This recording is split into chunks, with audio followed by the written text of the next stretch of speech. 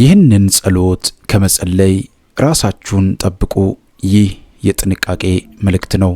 ሰላም ውድ ኦርቶዶክሳውያን እንደምን አላችሁ? እንደምን እስከ ይሳት ደረሳችሁ?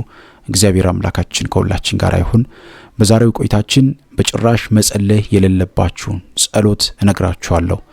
ዛሬ በጣም በብዙ ቤቶች ዛሬም ድረስ እየተመለከትኩት ብዙ ሰዎችን በዚህ ጉዳይ ላይ ትኩረት አድርገው ስለማይናገሩ ብዙ መምህራን በተለይም ደግሞ በቤተክርስቲያን ውስጥ በትልልቅ ማዕረጋት ውስጥ ያሉ ሰዎች ይህንን ጉዳይ ሲናገሩ ስለማንሰማ የጸሎት መጽሐፍ መስለው በየቤታችን በየጓዳችን ገብተው የተቀመጡ ነገር ግን ብዙዎቻችንን በረከታችንን የሚሰልቡ ሰላማችንን የሚወስዱ ትዳራችንን የሚያበላሹ በብዙ መንገድ ህይወታችንን የሚፈትኑ መጽሐፍቶችን የጸሎት መጽሐፍ ሆነው የቀረቡ በገበያ ላይ አሁንም ድረስ እየተሸጡ ያሉ ጉዳዮችን እናነሳለን።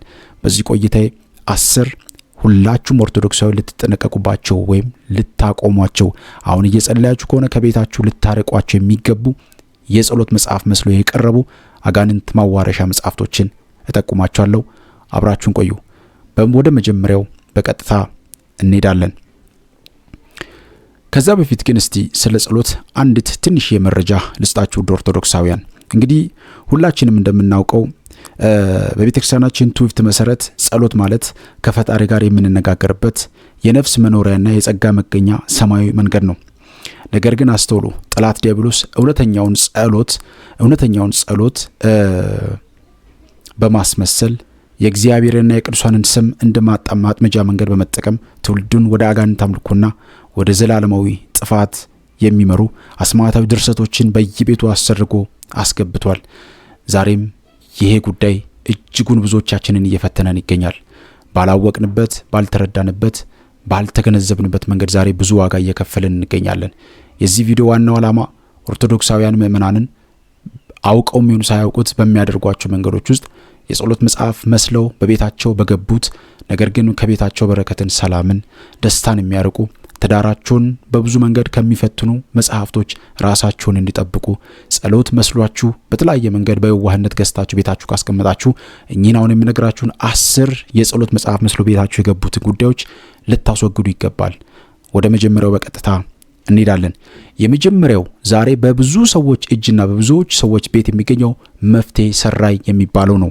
ይሄ ሐሰተኛው መፍቻ የሚባለው ነው።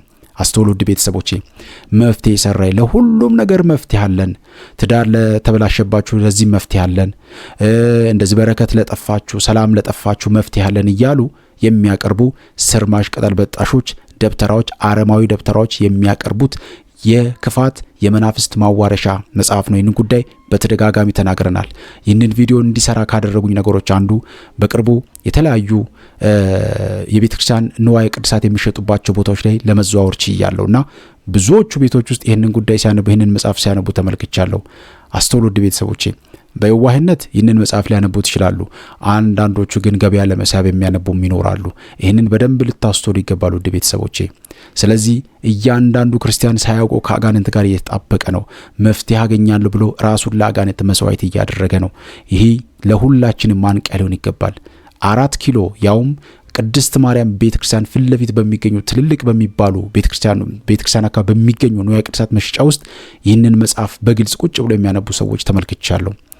በጣም በሚያሳዝን ሁኔታ ማለት ነው። እንግዲህ አስተውሉ፣ ገበያ መሳቢያም ጭምር ስለሆኑ በጣም ልትጠነቀቁ ይገባል። ብዙ ሰዎች በዚህ መንገድ እያደረጉ አንዱ ከአንዱ ጋር እንዳይኖር፣ አንዱ ባለሱቅ ከአንዱ ባለሱቅ ጋር ተስማምቶ እንዳይኖር በምቀኝነት በክፋት መንገድ ውስጥ እንዲሄዱ የሚያደርጉበት አንዱ መንገድ ይህ መፍትሄ ሰራ የሚባለው የጸሎት መጽሐፍ መስሎ የቀረበ አጋንንት ማዋረሻ መጽሐፍ ነው።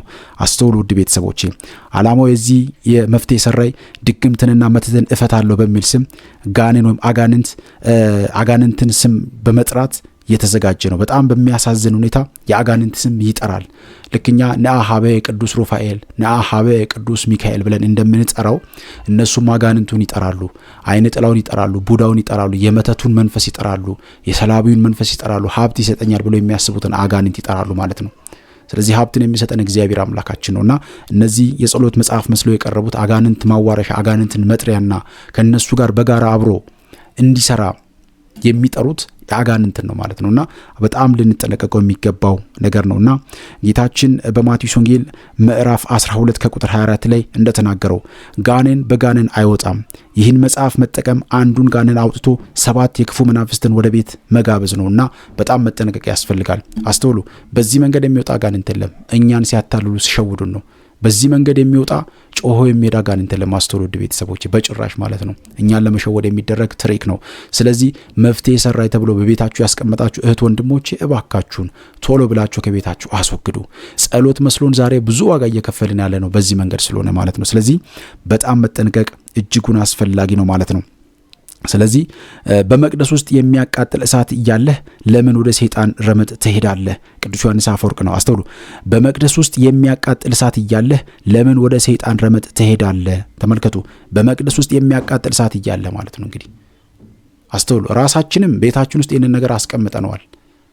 ድጋሚ ደግሞ ከሱ ጋር ለመያዝና ወዳጅነት ለመፍጠር ደግሞ ድጋሚም በዛው በመጽሐፉ መንገድ ውስጥ ደግሞ ድጋሚ መከራችንን እንቀበላለን። አስተውሉ።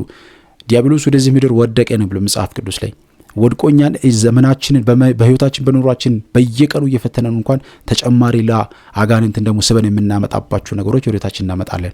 ስለዚህ መፍትሄ ሰራ የሚባል መጽሐፍ በእጃችሁ ያለ በቤታችሁ ውስጥ ያስቀምጣችሁ፣ ልብሶቻችሁ በምጥር በቁም ሳጥን ውስጥ ያስቀምጣችሁ፣ በአልጋ በጸሎት መጽሐፍቶቻችሁ ውስጥ ቀላቅላችሁ እስከ ጸሎታችሁንም እየዘጋ ያለው አንዱ ይሄ ነው። በነገራችን ላይ ጸሎታችን ቅድመ እግዚአብሔር እንዳይደርስ ከሚያደርጉ ነገሮች እነዚህ ነገሮች ናቸው። ባለፈው ቪዲዮአችን ላይ የተመለከትነው ስለሆነ ማለት ነው። ስለዚህ መፍትሄ ሰራይ ሐሰተኛ መፍቻ የተባለውን ጸሎት መጽሐፍ መስሎ የቀረበውን አጋንንት ማዋረሻ መጽሐፍ ማስወገድ እጅጉን ያስፈልጋል። ወደ ሁለተኛው ስንሄድ አውደ ነገስትን እናገኛለን። ዛሬ በጣም ብዙ የቤተ ክርስቲያን መምህራን የማይናገሩት መጽሐፍ ነው አውደ ነገስት የሚባለው። ይሄ የመንፈሳዊ ቆጠራ ማታለ ነው። ይሄ በብዛት ስለ ከኳክብት ጋር የተገናኘና የእጅ መዳፍን ከማንበብ ጋር በተገናኘ ወይም ደግሞ ከኮከብ ቆጠራ ጋር በተገናኘ ብዙ ሰዎች እንደ እውቀትና እንደ ጥበብ አድርገውት የሚያወሩት ጉዳይ ነው። ይሄንንም በጣም ብዙ በተለይም ቤተ ክርስቲያን የሆኑ ንዋየ ቅድሳት መሸጫ ውስጥ የሚጠቀሙ ሰዎችን ተመልክቻለሁ። እባካችሁን እንጠንቀቅ። ስለዚህ ሁለተኛው አውደ ነገስት ነው። ዓላማው የዚህ መጽሐፍ በሚገርም ሁኔታ የሰውን ስም በመቁጠር እድል ትዳርንና የወደፊቱን ለማወቅ የሚደረግ የጥንቆላ መንገድ ነው። ቤተክርስቲያን እጅጉን እንዲህ አይነት ነገርን ታወግዛለች። በዚህ መጽሐፍ ላይ ከቀደሙት አባቶቻችን ከሊቃውንት ሲዘዋወር የመጣ ነው ይላሉ። በጭራሽ አይደለም። ይሄ የድብትርና የአጋንንት ስራ ነው።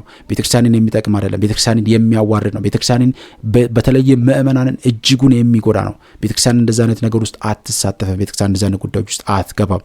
ስለዚህ የቤተክርስቲያን ነገር አድርጎ ማቅረብ እጅጉን ትክክል አይደለም፣ ስህተት ነው። ስለዚህ አውደ ነገስትና እነዚህ ሁለተኛው ማለት አውደ ነገስት ከአውደ ነገስት ጋር የተገናኙ የእጅ መዳፍ ማንበብ፣ የኮከብ ቆጠራ፣ እንደዚህ አይነት ነገሮች እጅጉን ቤተክርስቲያን የተወገዙ ናቸው። ስለዚህ መጠንቀቅ አስፈላጊ ነው ማለት ነው። ስለዚህ የሰውን ስም በመቁጠር እድልን ትዳርንና የወደፊቱን ለማወቅ የሚደረግ የጥንቆላ መንገድ ነውና ኦርቶዶክሳዊ ልንጠነቀቅ ይገባል። ሁለተኛው አውደ ነገስት ነው ማለት ነው። ሰውን ከፈጣሪው በመለየት በከዋክብትና በቁጥር እንዲታመን ያደርጋል። ይህ ደግሞ ግልጽ ጣዖት አምልኮ ነው። አስተውሉ።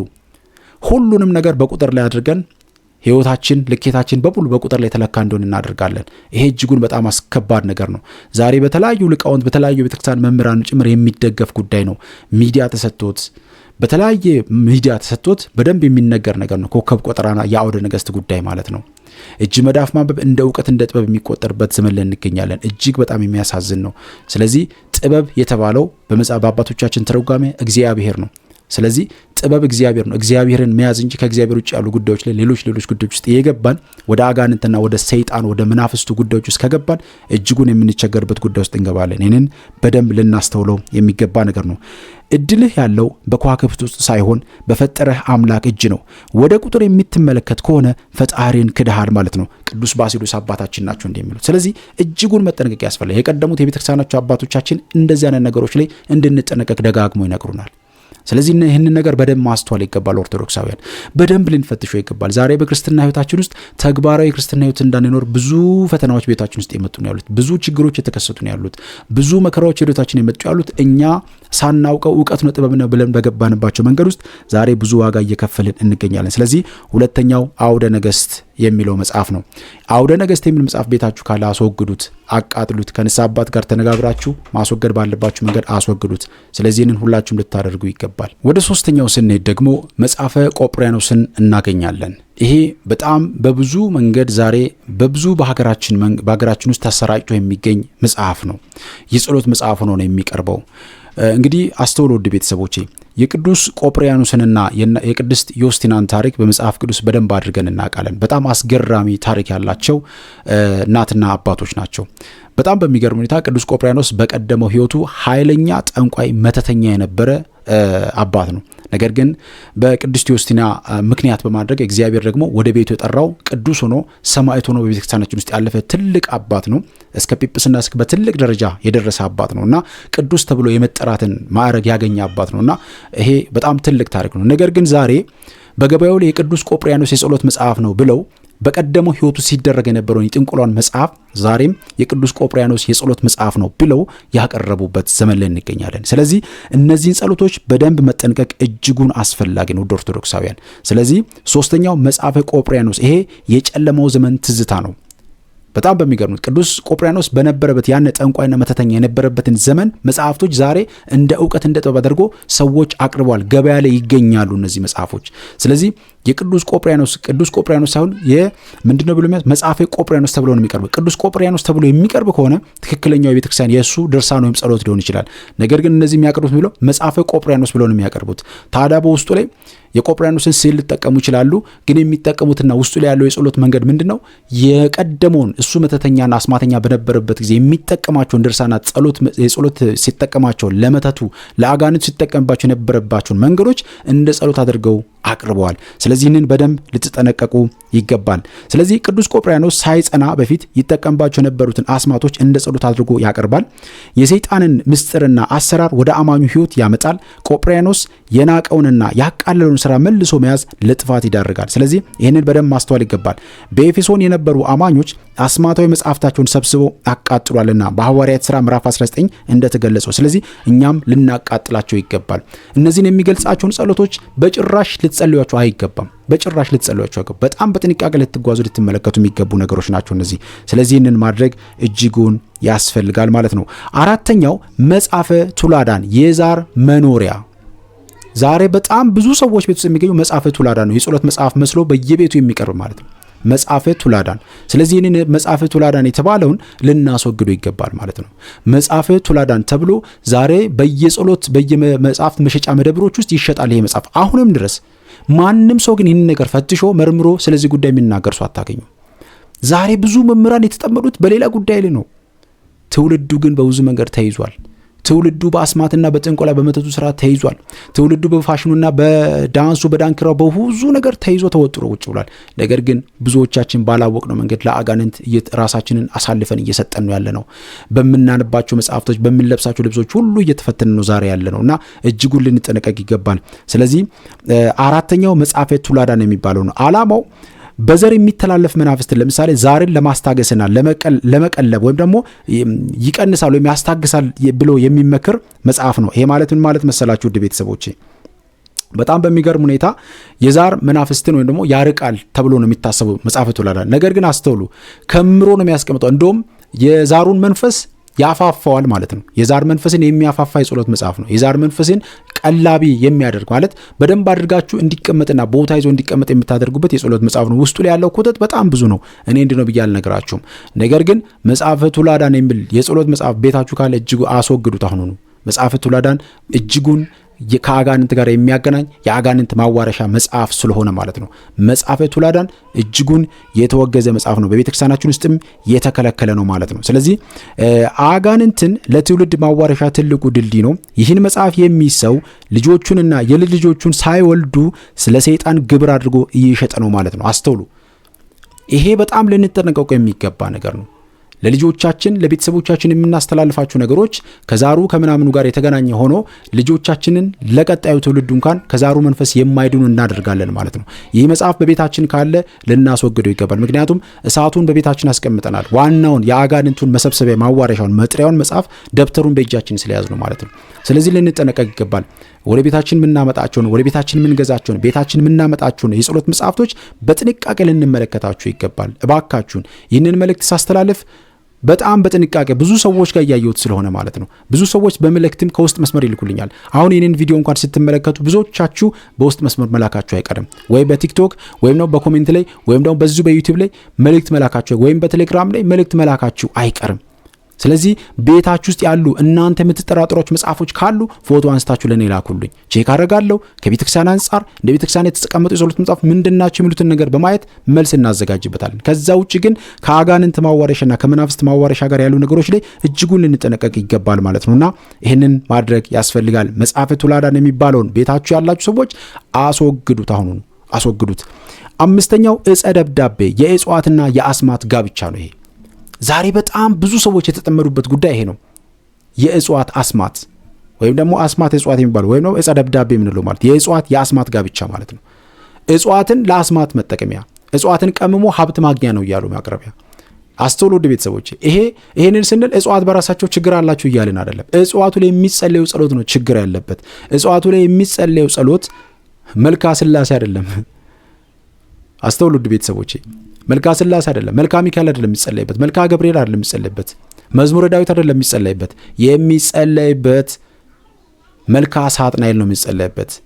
የአስማት ጸሎቶች ናቸው፣ አጋንንትን መጥሪያ መናፍስትን መጥሪያ ጸሎቶች ናቸው የሚጸለዩበት።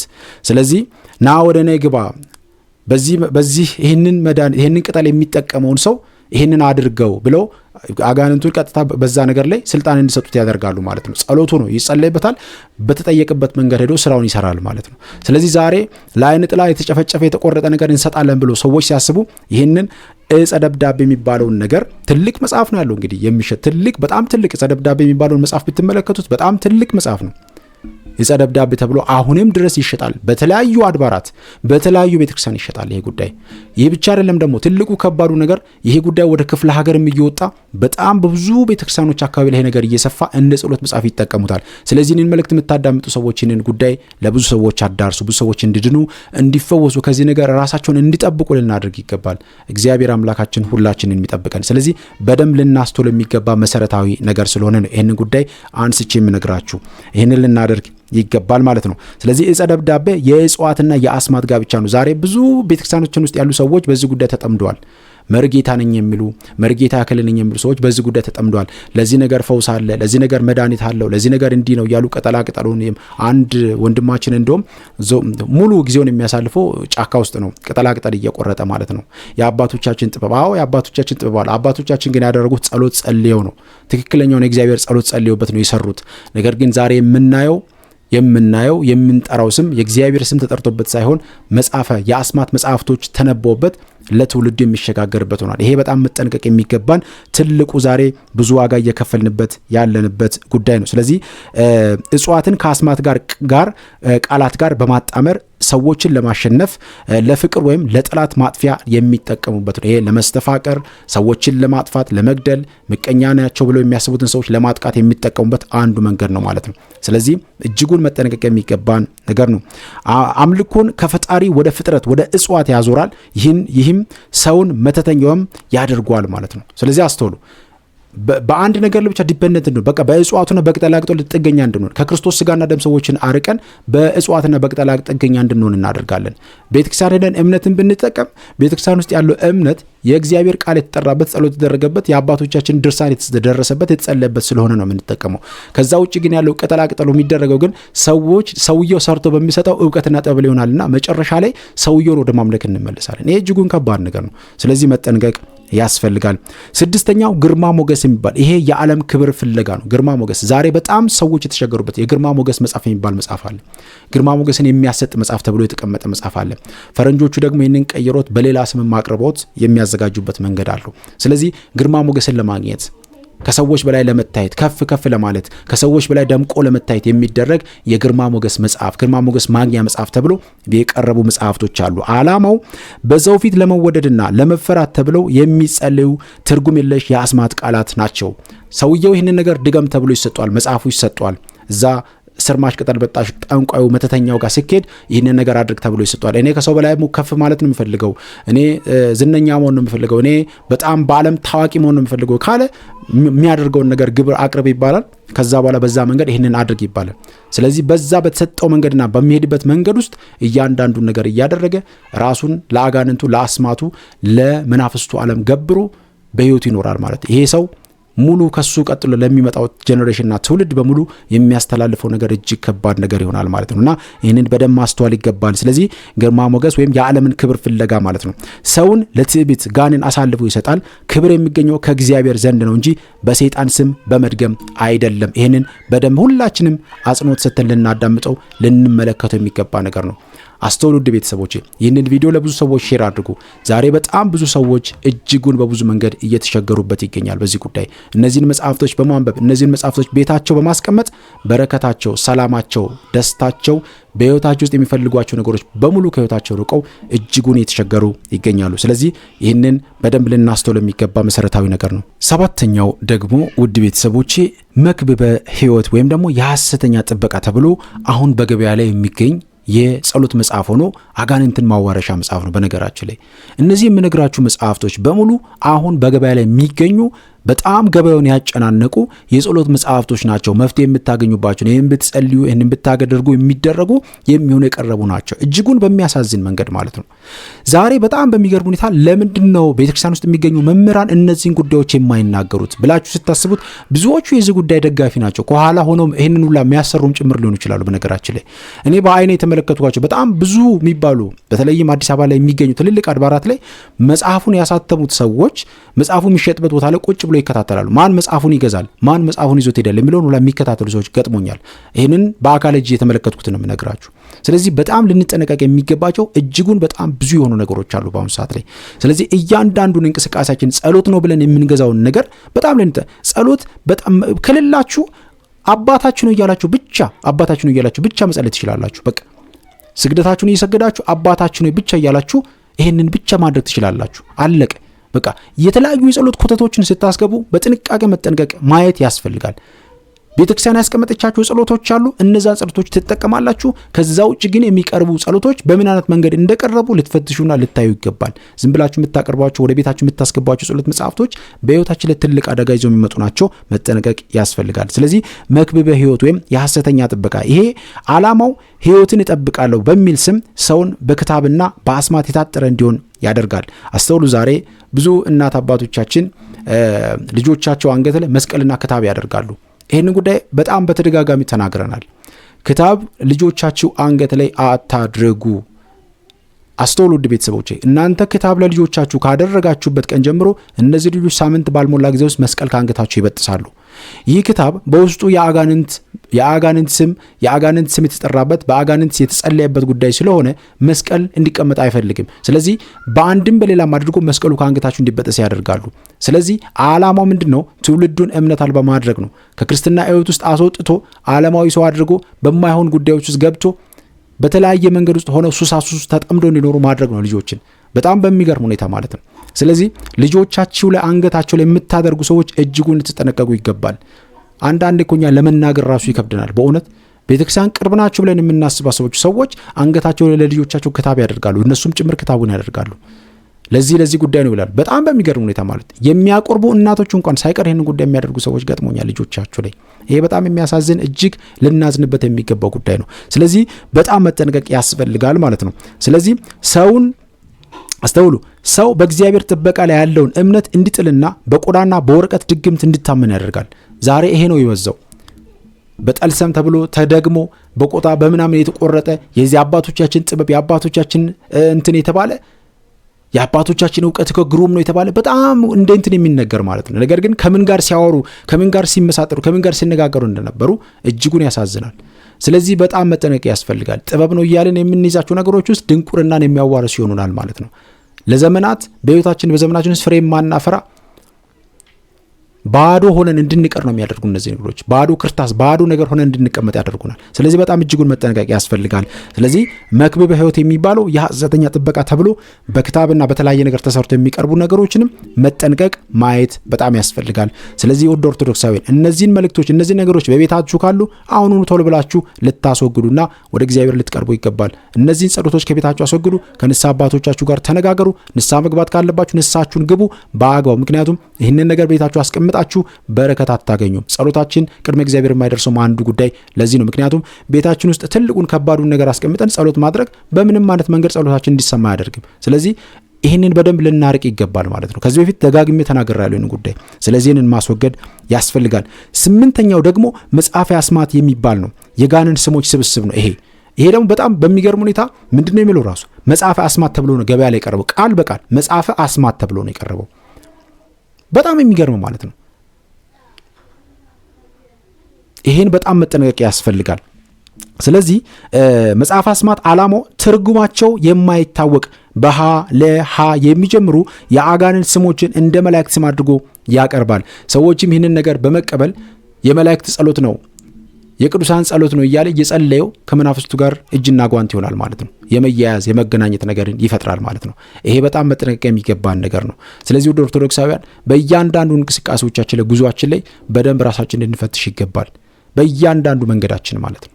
ስለዚህ ይህንን ካላደረግን በሕይወታችንና በኑሯችን ላይ የሚመጡ ነገሮች ዛሬ እየተደረጉ ያሉ በሕይወታችን የተቸገርንባቸው ያለንባቸው ጉዳዮች ዝም ብሎ የመጡ ነገሮች አይደሉም።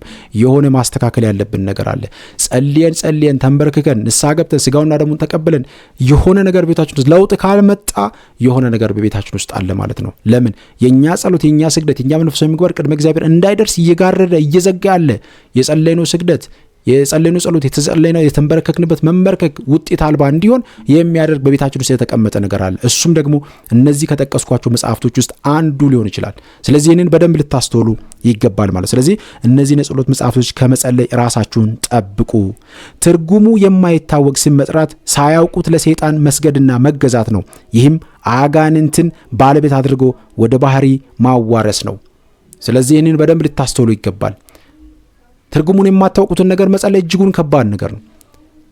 ለዚህ ነው አንዳንዴ በጊዜ የሚቀርቡ እነዚህ ቃላቶች ደግሞ በሚቀርቡት በግዕዝ ነው። በነገራችን ላይ ብዙ የጸሎት መጽሐፍቶች በግዕዝ ይቀርባሉ። ሳታውቁት ግዕዙን ካልተረዳችሁት እውቀት ነው ጥበብ ነው ብላችሁ ሳታውቁት ሳትረዱት ወደ መናፍስቱ ዓለም ትገባላችሁ ማለት ነው። እነዚህ ሰዎች ደግሞ ልምድ ያላቸው እውቀት ያላቸው ናቸው። የቤተክርስቲያንን ትምህርትና የቤተክርስቲያን ስርዓት በደንብ የሚያውቁ በትልልቅ ማዕረጋት ውስጥ የሚገኙ ሰዎች ናቸው ይህንን ነገር የሚጽፉት። ስለዚህ ይህ ትውልዱን የማያዣ ትውልዱን ማዳከሚያ ትውልዱ ወደ እግዚአብሔር እንዳይቀርብ ትውልዱ ወደ ቤተክርስቲያን እንዳይቀርብ ትውልዱ በረከት እንዳይኖረው የሚያደርጉ ነገሮች ናቸውና ይህንን በደንብ ልታስተውሉ ይገባል ማለት ነው። መጽሐፈ አስማት ይህንንም ከቤታችሁ ልታስወግዱ ይገባል። 9ኛው በጣም በብዙ ሰዎች ቤት አሁንም የሚገኘው መጽሐፈ ሰለሞን የሚባለው ወይም አስማታዊ ድርሰቶች የሰለሞን ጥበብ ተብለው የሚቀርቡ መርበብተ ሰለሞን ወይም ደግሞ የሰለሞን ጥበብ ተብለው የሚቀርቡ ሰለሞን ጥበበኛ ነበረ ብለው በመጽሐፍ ቅዱስ የተነገረውን ዛሬም ድረስ ያንን የሰለሞን ጥበብ ነው የተባለ በዛ መልክ የቀረቡ በተለይም ከአጋንንት ከመናፍስት ጋር በተገናኘ በተለያዩ መንገዶች የቀረቡ ጉዳዮችን ዛሬም ሰለሞን ጥበብ ነው ተብሎ እየቀረቡ በጣም በብዙ መንገድ ሰዎችን እያታለሉ ይገኛሉ። አስተውሉ። ንጉሥ ሰለሞን አጋንንትን ያስርባቸው ነበር ተብለው የሚታሰቡ ቃላትን የያዘ ነው። ይህ መጽሐፍ ቅዱሳዊ የሰለሞን መጽሐፍ አይደለም። ይህንን በደንብ ልታስተውሉ ይገባል። ቅድም እንደነገርኳችሁ ማለት ነው። የቅዱስ ቆጵርያኖስን ታሪክ እንደነገርኳችሁ ማለት ነው። ስለዚህ ሰለሞን የነበረው ጥበብና አሁን እዚህ የምናወራው ጥበብ በጭራሽ የተለያየ ነገር ነው። ሰለሞን ጥበቡ እግዚአብሔር ነበር። ጥበብም እግዚአብሔር ስለሆነ አያችሁት። የጥበብ መጀመሪያ እግዚአብሔርን መፍራት ነው። አያችሁ ጥበብ የምንለው እግዚአብሔር ስለሆነ ማለት ነው። ስለዚህ ዛሬ ብዙ የተምታቱብን ነገሮች አሉ። የሰለሞን ጥበብ ተብለው ዛሬ በየሚዲያው ላይ በየፖድካስቱ የሚቀርቡ ብዙ ነገሮችን እናያለን። ስለዚህ አሁን ወደ ሌላ ዝርዝር ጉዳዮች ውስጥ መግባት አልፈልግም። ስለዚህ ግን እነዚህ አይነት መጽሐፍቶች የሰለሞን ጥበብ ተብለው የሚቀርቡ ጉዳዮች ካሉ እጅጉን ከአጋንንት ጋር የሚያዋርሱ ናቸውና የሰለሞን ጥበብ ተብሎ በመጽሐፍ ቅዱስ የተነገረው አይደለምና ይህንን በደንብ ልታስተውሉ ይገባል። ስለዚህ መጽሐፈ ሰለሞን ወይም አስማታዊ ድርሰቶች ወይም መጽሐፈ መርበብተ ሰለሞን ተብለው የሚቀርቡ እነዚህ ነገሮችን በጣም ልትጠነቀቋቸው ይገባል ማለት ነው። ሰውን ወደ ቁጥጥር ወይም ኮንትሮል ወደ ማድረግ መንፈስ ይወስዳል ማለት ነው። ሰዎችን ለማንበርከክ ጋንን መጠቀምንም ያስተምራል ማለት ነው። ይሄ መጽሐፈ ሰለሞን የሚባለው በዚህ መንገድ ውስጥ የሚሄድ ነው ማለት ነው። ሰዎችን ለመቆጣጠር፣ ሰዎችን ኮንትሮል ለማድረግ፣ ሰዎችን የፈለጉትን ነገር ለማድረግ የሚጠቀሙበት አስማታዊ ጥበብ ነው ብለው የሚያቀርቡት ነው። ይሄ የአጋንንት ስራ ነው፣ የመናፍስት ስራ ነው። ስለዚህ እነዚህን ነገሮች ጸሎት መጽሐፍ ናቸው ብላችሁ ቤታችሁ ያስቀመጣችሁ ሰዎች ቶሎ ልታስወግዱ ይገባል። እነዚህን 10 የጸሎት መጽሐፍ ተብለው የቀረቡትን አጋንንት ማዋረሻ መጽሐፍቶች ከቤታችሁ ልታስወግዱ ይገባል ማለት ነው። 10ኛውና በጣም የሚገርመው ደግሞ ብዙ ሰዎች የተሳሳቱ የሚገኙበት ጸሎተ ማርያም ተብሎ የቀረበውን ሐሰተኛው ጸሎተ ማርያም ማለት ነው። ጸሎተ ማርያም ተብሎ የቀረበው ማለት ነው። አስተውሉ። ጸሎተ ማርያም ተብሎ የቀረበው ይሄ ዓላማው የእመቤታችንን ስም በመጠቀም መሃል ላይ ግን በዚህ ቃል ላይ የታሰረ ይሁን፣ በእንዲህ ያለ ቃል የተመታ ይሁን የሚሉ እርግማኖችንና አስማቶችን የያዘ ነው። እነዛ የሚጠሩት ቃላቶች መካከል የሚጠሩት ቃላቶች አጋንንታዊ ስሞች ናቸው፣ አጋንንታዊ ቃላቶች ናቸው። ስለዚህ በዚህ መንገድ ትውልዱን የማሰርና የማደንዘዝ ስራን የሚሰሩባቸው የጸሎት መጽሐፍ ተብለው ገበያ ላይ የቀረቡ ጉዳዮች ናቸው። ስለዚህ እነዚህ ነገሮች ኦርቶዶክሳውያን በደንብ ልንጠነቀቅ የሚገባው ጉዳይ ነው ማለት ነውና እያንዳንዱን እንቅስቃሴያችንን በደንብ መፈተሽ ያስፈልጋል። እመቤታችን የፍቅርና የምህረት እናት ናት። የሰይጣን መሳሪያ በሆነው እርግማን ውስጥ የእሷን ስም መቀላቀል ትልቅ ስድብና እርኩሰት ነው። ስለዚህ ይህንን በደንብ ማስተዋል ይገባል ማለት ነው። የእመቤታችን ጸሎት ወይም ደግሞ ተብሎ ጸሎተ ማርያም ተብሎ የቀረበው አሁን ገበያ ላይ የሚገኝ የጸሎት መጽሐፍ አለ። ይህንን በደንብ ልታስተውሉ ይገባል። የሚሰማችሁን ስሜት ቤታችሁ ውስጥ የሚገኝ እንደዚህ አይነት ጸሎት መጽሐፍ ካለ፣ ማንኛውም የምትጠራጠሩት የጸሎት መጽሐፍ ካለ በኮሜንት ላይ ጻፉልኝ፣ አሳውቁኝ። እግዚአብሔር አምላካችን ከሁላችን ጋር ይሁን። እነዚህን በደንብ ልታደርጉ ልትመለከቱ ይገባል። ምን ማድረግ ይገባቸዋል? ውድ ቤተሰቦቼ አቃጥሏቸው። ቤት ውስጥ ካሉ እንደ አሮጌ ወረቀት ሳይሆን እንደ ጠላት ሰራዊት ቁጥራቸውና አቃጥላቸው። ሌላው በንስሐ መታጠብ ያስፈልጋል። እነዚህን ጸሎቶች ስትጸልይ ከነበርክ አሁኑን ለንስሐ አባት ተናዘህ ጸበል ተጠመቅ። ራስን መፈተሽ እጅጉን ያስፈልጋል። በዳዊት ጽና፣ በመዝሙረ ዳዊት ማለት ነው። ከ144,000 መጽሐፍቶች በላይ ኃይል ያለው የ150 መዝሙረ ዳዊት በእጅ አለ። እርሱን ጸልይ፣ በቃ አለቀ። የተለያዩ የጸሎት መጽሐፍቶችን ማታውቋቸውን በተለይም ደግሞ ማትረዷቸውን የጸሎት መጽሐፍት ከምትከምሩ መዝሙረ ዳዊትን በደንብ አድርጋችሁ ጸልዩ። መጽሐፍ ቅዱስም እንደዚህ ይላል፣ በመጠንም ኑሩ ንቁም። አንደኛ ጴጥሮስ መልእክት ምዕራፍ 5 ከቁጥር 8 ላይ ጠላት በጸሎት ስም እንዳታልላችሁ በቤተ ክርስቲያን ቀኑና የታወቁ መጻሕፍትን ብቻ ተጠቀሙ። እግዚአብሔር አምላካችን ከሁላችን ጋር ይሁን። በያላችሁበት ሰላም ሁኑ። ይህንን ቪዲዮ የሰራሁት ብዙ ሰዎች ዛሬም የተሳሳቱ እየተሸወዱ በብዙ መንገድ ራሳቸውን ለአጋንንት ለመናፍስት ተሳልፈው እየሰጡ ስለሆነ ነውና ይህንን ቪዲዮ መረጃ ከሰጣችሁ ከጠቀማችሁ ለወዳጅ ለጓደኛ ሼር አድርጉ። ሌሎችም በዚህ ጉዳይ የሚቸገሩ ሰዎች እንዲቀየሩ እንዲለወጡ ማድረጋችሁን እንዳትረሱ። ይቆየን። አሜን።